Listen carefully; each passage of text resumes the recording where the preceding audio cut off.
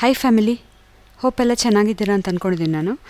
ಇವತ್ತು ನಾವು ರಿವ್ಯೂ ಮಾಡ್ತಾ ಇರೋದು ಒಂದು ಬೆಡ್ ಪರ್ಚೇಸ್ ಮಾಡಿದ್ವಿ ಮನೆಗೆ from Damro JP Nagar.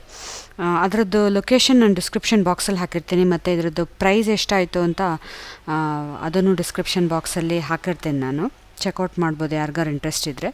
ನಾವಿದು king size bed purchase ಮಾಡಿದ್ದು. ಮ್ಯಾಟ್ರಸ್ನ ಸಪ್ರೇಟಾಗಿ ಪರ್ಚೇಸ್ ಮಾಡಿದ್ವಿ, ಡ್ಯಾಮರೋದಲ್ಲಿ ಪರ್ಚೇಸ್ ಮಾಡಿಲ್ಲ. ಅದರದ್ದು ವಿಡಿಯೋ ನಾನು ಅಪ್ಲೋಡ್ ಮಾಡ್ತೀನಿ, ನೀವು ಚೆಕ್ಔಟ್ ಮಾಡ್ಬೋದು. ಇದು ಅವರು actually they were suppose to deliver on Friday, but due to some their container issue ಅದು ಫ್ರೈಡೇ ಡೆಲಿವರಿ ಆಗಲಿಲ್ಲ. ಸ್ಯಾಟರ್ಡೇ ಈವ್ನಿಂಗ್ ಅವರು ನಮಗೆ ಡೆಲಿವರಿ ಕೊಟ್ಟರು, ಓನ್ಲಿ ಡೆಲಿವರಿ, ಮತ್ತು ಸಂಡೇ ನಮಗೆ ಇನ್ಸ್ಟಾಲೇಷನ್ ಆಗಿದ್ದು.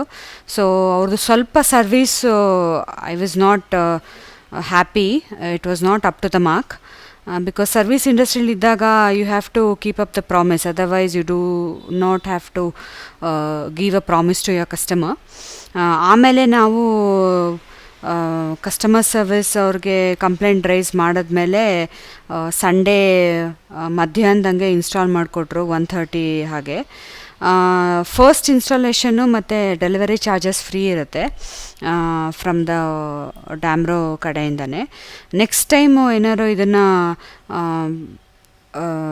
ರೀಇನ್ಸ್ಟಾಲೇಷನ್ನು ಮತ್ತು ಟ್ರಾವೆಲ್ ಇದನ್ನು ಟ್ರಾನ್ಸ್ಪೋರ್ಟೇಷನ್ ಮಾಡಬೇಕು ಅಂತ ಹೇಳಿದ್ರೆ 1000 ರೂಪೀಸ್ ಏನೋ ಚಾರ್ಜ್ ಮಾಡ್ತೀನಿ ಅಂತ ಹೇಳಿದರು ಅವರು.